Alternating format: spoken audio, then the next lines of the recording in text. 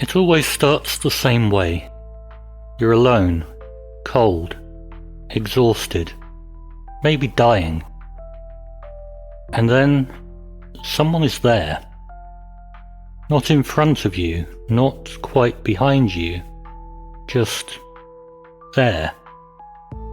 You don't see them, but you feel them, a presence. Maybe they whisper encouragement. Maybe they walk beside you in silence. Maybe they give you just enough strength to take the next step, just enough calm to stay alive. And when it's over, when you feel safe again, they're gone. But you remember.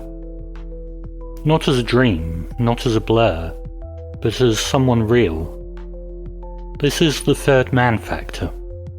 A strange, unexplained phenomenon where people in life-threatening situations report the sudden appearance of an unseen companion. One that helps, one that guides, one that saves. From the icy wastelands of Antarctica to the burning stairwells of the Twin Towers, from the highest peaks to the lowest moments of grief, this presence has shown up for people again and again. They call it a hallucination, a brain glitch, a survival mechanism. Or they call it something else entirely. A guardian angel, a spirit, a divine intervention. Today we walk a thin line between science and faith, between the brain and the soul. We'll hear from the climbers, the sailors, the explorers, the survivors. People who, at the edge of death, met someone who wasn't supposed to be there. We'll explore the theories, from neurology to psychology to metaphysics, and ask why this phantom figure appears in humanity's darkest hours. And we'll go further, because this phenomenon doesn't just visit the near dead. It appears in grief, in prayer, in isolation. Sometimes it shows up when no one else can, when no one else does. So we'll ask the questions that matter. Is this just a trick of the mind, a comforting illusion? Or is someone, something, watching over us when we fall? You don't have to believe, you only have to listen. Because what you're about to hear isn't a story about death. It's a story about not dying, about what reaches for us in the dark when no one else can. This is Noir Frequency. Let's begin. The first time the world heard the story, it sounded like a confession. Sir Ernest Shackleton, the great Antarctic explorer, was recalling the final march of his doomed endurance expedition in 1916. He and two crewmates were hiking across South Georgia Island after more than a year stranded in the polar wilds. No maps, no trail, starving, freezing, beyond exhaustion. And yet, he writes, during that long and racking march of 36 hours over the unnamed mountains and glaciers of South Georgia, it seemed to me often that we were four, not three. He hesitated to share it, feared ridicule.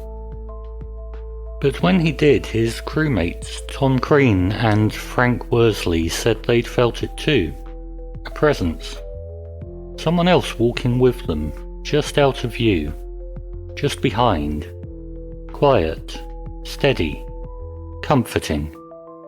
That moment, the eerie certainty of being accompanied when no one else is there, would echo through decades of survival stories.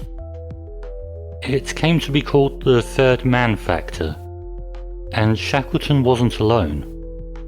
In 1933, British climber Frank Smythe attempted a solo ascent of Mount Everest. Near 28,000 feet, oxygen failing, he began to feel less alone. Afterwards, he said, "All the time I was climbing alone, I had a strong feeling that I was accompanied by a second person. So strong in fact that I divided my mint cake and offered half to my companion. He realised mid-motion that there was no one to give it to, but the feeling never left. That phantom partner stayed beside him until he made his retreat. And Smythe wasn't the only climber to meet a companion in the thin air. Hermann Buhl, on the first solo ascent of Nanga Parbat in 1953, was stranded overnight, above 8,000 meters. He said, "I felt a partner belaying me, looking after me. I knew it was imagination, but the feeling persisted." Others have described it differently. Not always a partner, but a voice, a directive, a will to survive that feels separate from your own. These stories are so common among high-altitude climbers that some speak of the phenomenon with reverence, not as something hallucinated, but something earned, as if the mountain itself sends you help when you've given everything. But it's not just in the mountains. September 11th, 2001, New York City. Ron DiFrancesco was trapped in the South Tower of the World Trade Center, 78th floor, alone, dazed, disoriented, ready to give up. He remembers the moment clearly. "I heard a voice. It said, 'Get up, you can't do this.' I felt a hand on my back, someone guiding me." That presence led him down, past flames, through wreckage, to a stairwell he couldn't see on his own. He was one of the last people to escape alive. Ron believes an angel saved him. Others might call it adrenaline or the mind's last defense. But the pattern continues. In 1898, sailor Joshua Slocum was alone at sea when illness took him under. The storm raged above, but his ship stayed the course. He later wrote that a mysterious figure, a sailor from the Pinta, had appeared and taken the helm, guided the boat while he slept. "I saw him distinctly, a short, stocky man with a beard. He never spoke, but he was real. And when the storm passed, he was gone." Stories like these repeat across centuries, continents and circumstances. A calm voice in the crash, a hand in the fire, a figure on the trail. Always arriving when no one should be there. Always helping, and always vanishing when the danger is over. These aren't ghosts in the traditional sense, they don't haunt, they save. Which raises the question, if so many people in so many places, in so many moments of absolute peril felt the same thing, who or what was with them? Next we'll look at what science has to say, because the stories are consistent, the feelings are real, but are the presences? When people first hear about the third man factor, they're tempted to dismiss it. A hallucination, a brain under pressure, a trick of the mind. But the more you read, the more that answer feels incomplete. Because the experiences aren't random, they're patterned, they're purposeful. And most of all, they help. So what does science really have to say? Let's start with what we know. Extreme environments can do strange things to the brain. When oxygen runs low, like on a mountaintop, or the body is pushed beyond exhaustion, the brain begins to misfire. You might see flashes, hear sounds, feel detached. In some cases, these conditions produce full-on hallucinations. But the third man isn't like that. These presences aren't chaotic or terrifying, they're calm, consistent, functional. They give direction, they offer peace, they help people survive. Which leads to a different theory. What if this isn't a malfunction, but a mechanism? Psychologists like John Geiger and Peter Sudfeld believe the third man is an evolved response. When the brain is under extreme threat, when it feels truly alone, it creates a companion. Not consciously, not by choice, but as a kind of emergency system, as social support structure when no one else is there. It's called the sensed presence phenomenon, and it's been studied. Mountaineers, solo sailors, people lost in the woods, prisoners in solitary confinement, even those in deep grief, all report the same thing, a presence just behind them, watching, guiding, sometimes silent, sometimes speaking. Not imagined, but felt. In the 1980s, a Canadian neuroscientist named Michael Persinger developed the so-called God helmet. By stimulating the temporal lobes with a weak electromagnetic field, he introduced feelings of a nearby presence. Subjects reported sensing someone in the room, a spirit, a ghost, God. But the room was empty, and yet the feeling was real. This led Persinger to theorize that our brains are hardwired to sense other beings. But part of our survival strategy, our social nature, includes the ability to generate company when there's none to be found.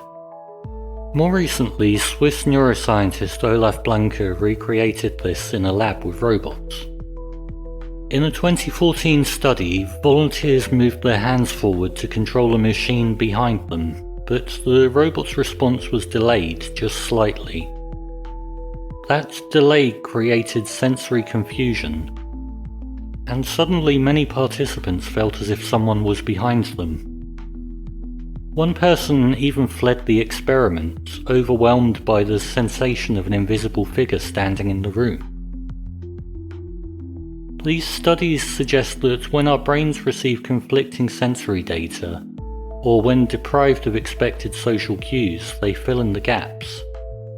We expect company, we crave connection, and when we can't find it, our minds provide it. In life-threatening moments, this phantom presence might give just enough motivation to push forward. Not a delusion, not madness, but a last-ditch coping strategy. An inner self turned outward to keep us alive. Psychologists call it an adaptive hallucination, a kind of cognitive autopilot, a voice to steady the hands, a friend who doesn't need to be real, only helpful. And it works. Most people who report the third man claim that they survived because of the presence. It gives them courage or direction or enough hope to stay upright. If it were purely a glitch, you'd expect chaos. Instead, you get calm, compassion, coherence. So maybe the better question isn't was it real, but why did it help? And can we learn anything to harness that same part of the mind, not just in life or death moments, but in everyday struggle? Some therapists are trying.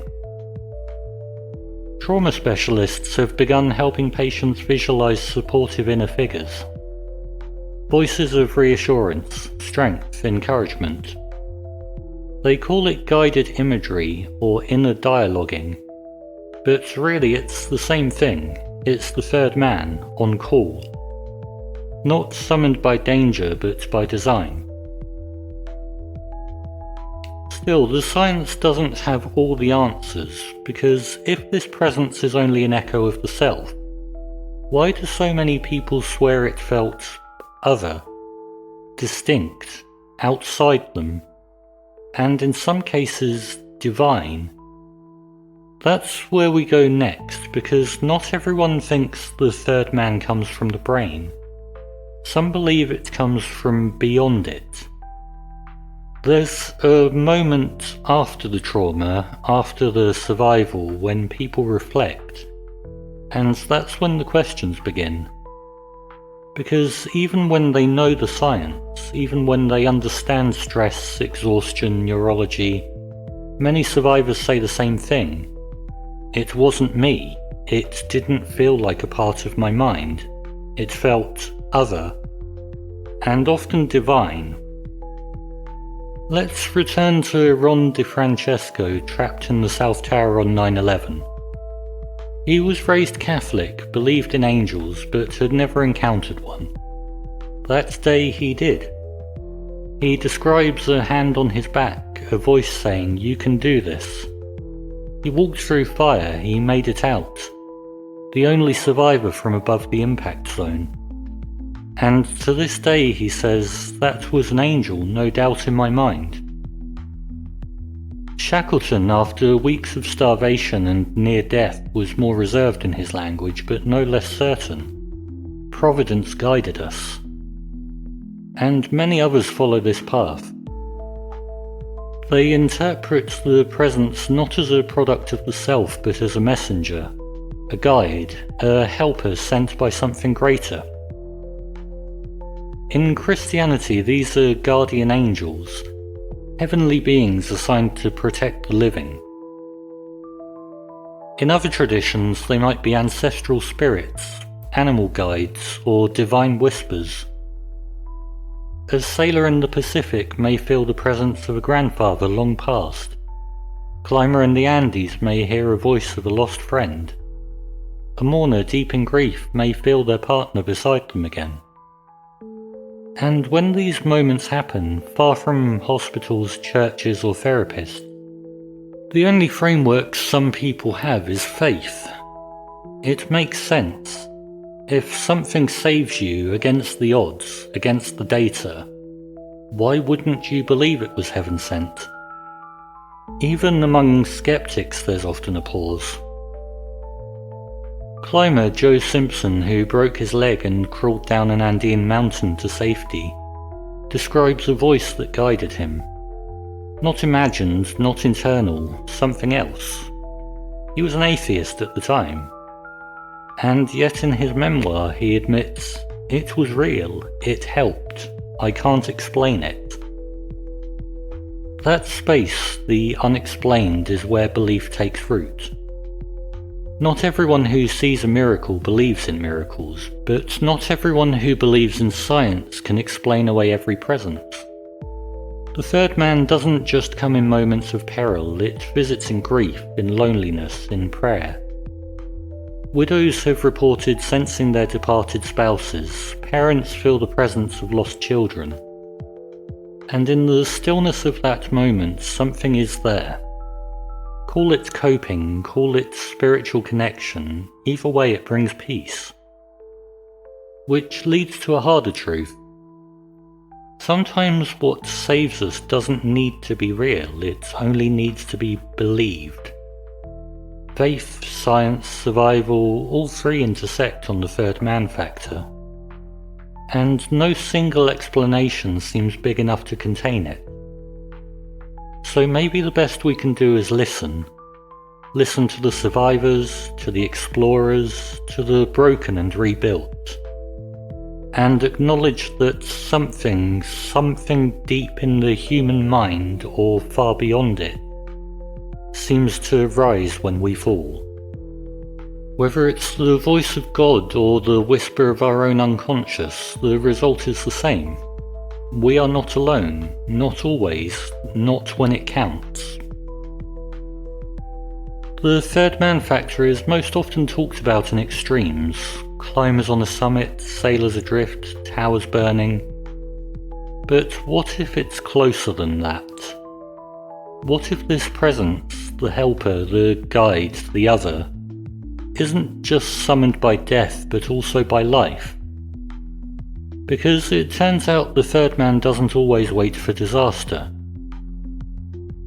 Sometimes it shows up in ordinary moments, moments of grief, of loneliness, of deep introspection. Consider this. More than half of the people who lose a spouse report feeling their presence.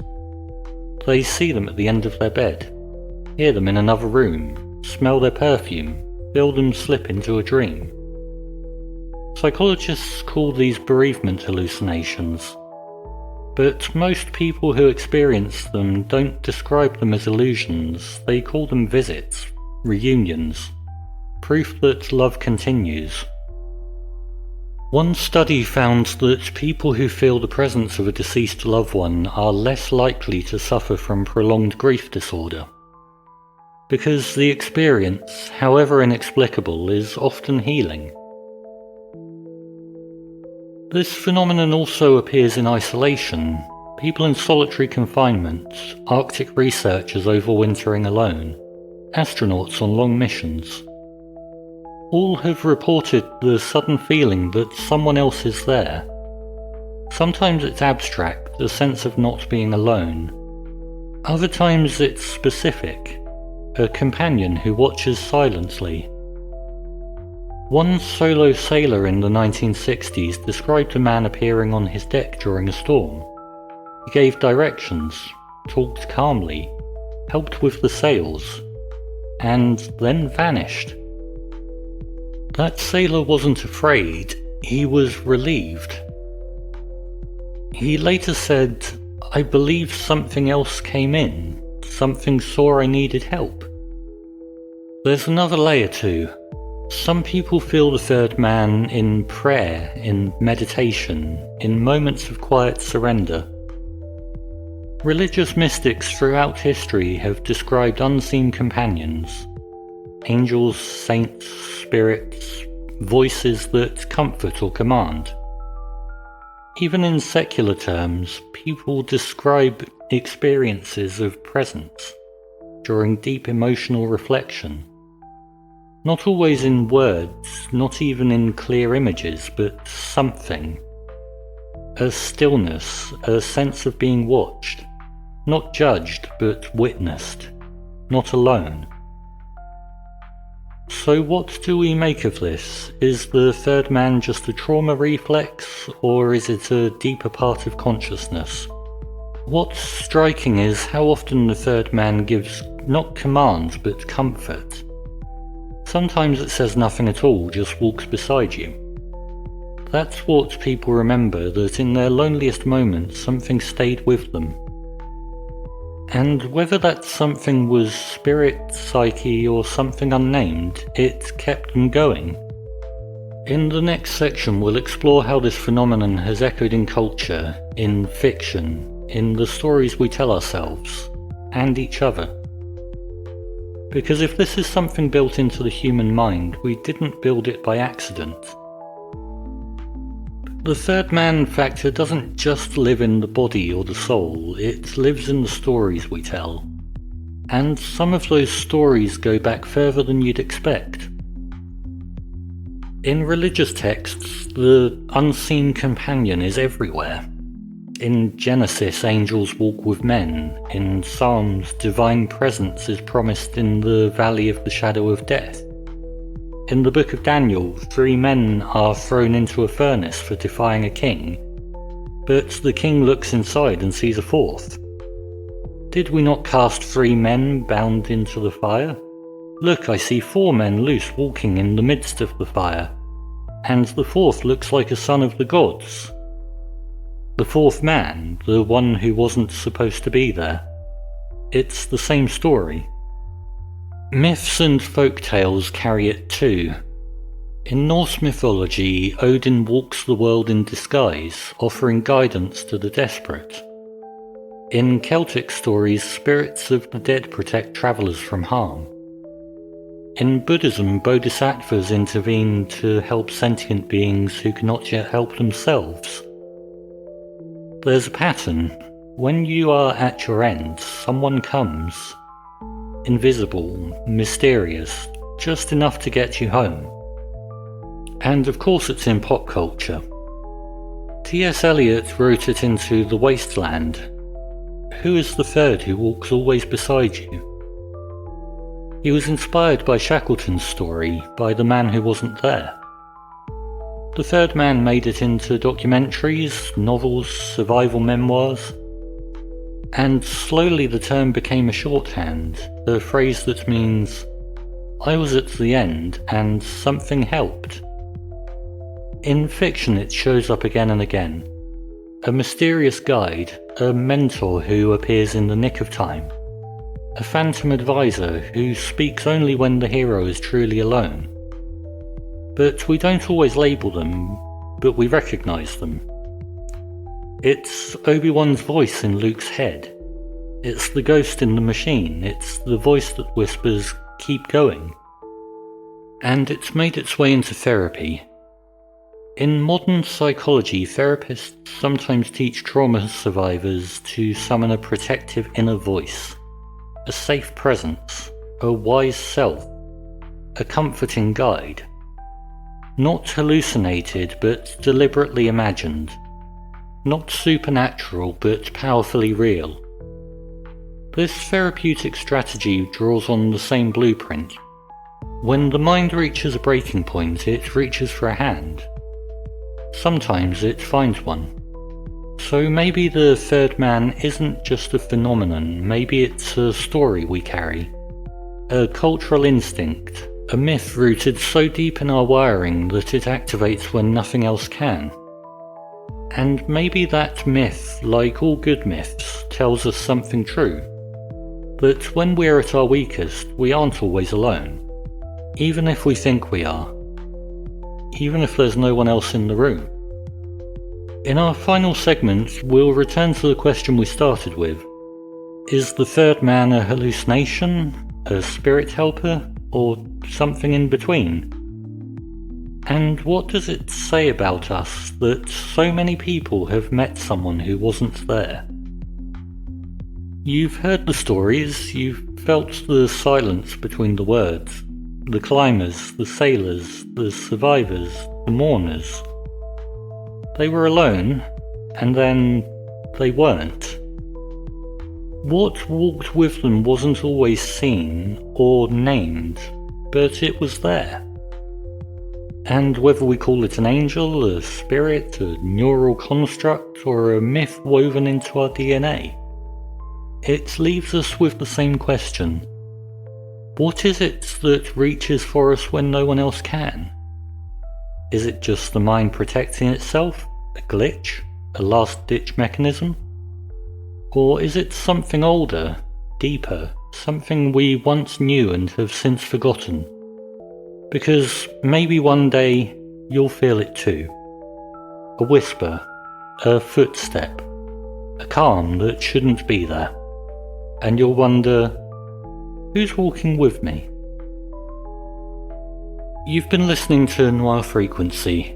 If this broadcast stayed with you, if it made you think, remember, or feel just a little bit less alone, consider supporting the signal.